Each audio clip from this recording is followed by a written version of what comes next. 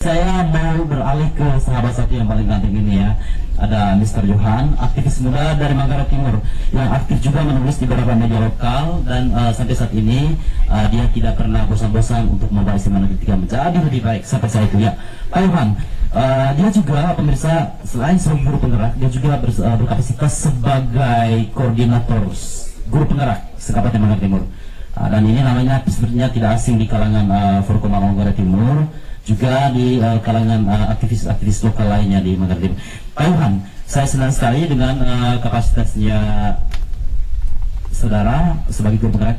Kira-kira Pak Johan bisa sedikitnya berbagi ya, seperti apa sinergisitas kehadiran Pak Johan sebagai guru penggerak di hadapan guru-guru yang tidak berstatus sebagai penggerak di sini, dan juga seperti apa imbas langsungnya kepada siswa-siswi.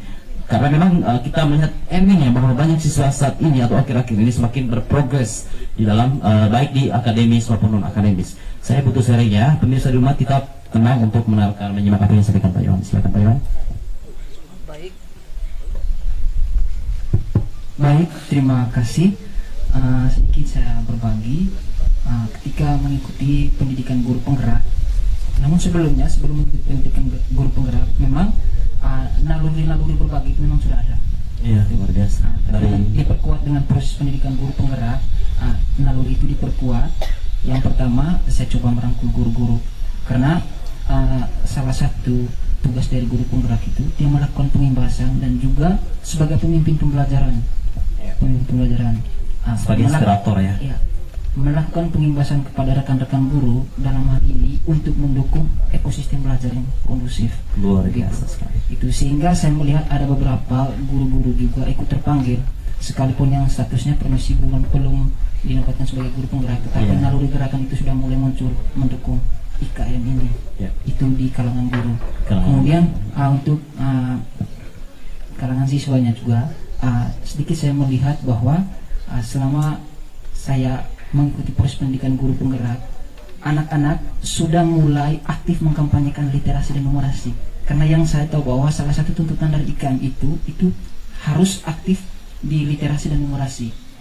Poin kecil yang saya melihat bahwa dengan akses bacaan yang cukup banyak dalam satu minggu dan kunjungan ke perpustakaan itu semakin meningkat, gitu. Dan juga sering kampanye-kampanye di media sosial dengan poin-poin yang positif, gitu. Jika sebelumnya itu ada hal-hal yang tidak positif, dengan kampanye-kampanye literasi itu sudah mulai nampak, sehingga saya melihat bahwa ini salah satu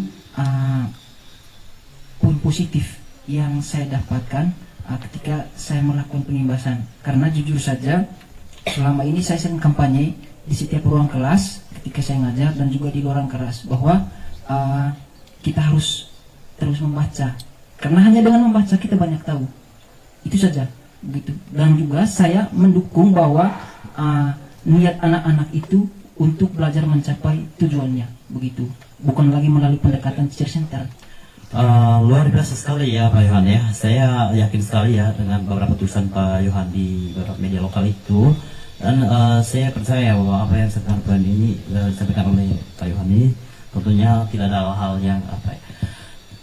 Saya juga sebetulnya percaya bahwa dengan harinya Pak Johan, karena di SMA Negeri 3 ini guru penggeraknya tidak cuma Pak Johan itu sendiri, tapi juga masih ada beberapa teman yang lain ya. Jadi semua masyarakat di luar sana, para pemirsa tentunya, para penonton ingin melihat seperti apa bentuk transformasi ya dari sekedar sebagai sekolah penggerak, nanti anaknya itu jadi apa di masyarakat ya. Gebrakan Pak Johan ya untuk mewujudkan sebuah transformasi yang lebih positif, yang lebih membuat masyarakat di luar sana semakin yakin bahwa anak yang dititipkan di SMA Negeri 3 ini tidak sia-sia akhirnya. Apa seperti persisnya gebrakan dari Pak Johan itu sebagai guru penggerak beserta teman-temannya? Baik, terima kasih. Transformasi yang saya sering kampanyekan selama ini bahwa di sekolah itu harus berani merubah paradigma belajar, begitu. Yang pertama, ya, kita bagaimana berhasil mengkampanyekan kepada anak-anak belajar itu harus benar-benar menghargai proses, bukan hasil. Sebab hasil yang bagus itu belum tentu melalui proses yang bagus. Itu kita paksa ajak mereka untuk bagaimana belajar menghargai proses, mencintai tulisan sendiri, mencintai pikirannya sendiri. Itu yang paling penting. Dan yang kedua, paradigma yang perlu kita rubah kedua, bahwa kita harus sampaikan kepada masyarakat bahwa tanggung jawab terhadap pendidikan ini bukan satu-satunya pada sekolah. Relasi dengan masyarakat dan orang tua juga itu penting. Kalau selama ini tugas keluarga hanya sebagai benteng administrasi membayar uang sekolah, perlu kita kembangkan bahwa aktivitas belajar perlu juga dibimbing di rumah, sehingga anak-anak juga banyak perspektif, diasuh dengan pengetahuan terus setiap hari begitu. Sehingga harapannya bahwa kita ingin mendapatkan satu generasi yang benar-benar generasi baik, bukan generasi penting, bukan orang-orang penting. Karena bagi saya begini, banyak orang penting belum tentu baik, tetapi orang baik akan penting bagi semua orang. Orang baik akan penting bagi semua orang ya. Ini tentu sangat menginspire teman-teman di rumah, para penonton setia. Dan satu poin penting yang saya tangkap itu bahwa nilai yang brilian di rapor itu tidak menjadi ukurannya, tidak bisa menjadi sebuah barometer untuk menunjukkan bahwa anak ini cerdas, pintar atau tidak. Tetapi dari segi proses ya, bagaimana attitude-nya di masyarakat itu, dan mungkin itu barometer yang paling pertama untuk melihat bahwa dia lulusan dari sekolah mana dulu gitu. Baik, terima kasih banyak Pak Yohan ya, gagasan-gagasan yang sangat brilian sekali tentunya.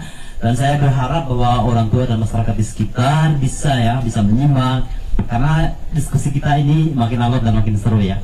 Setelah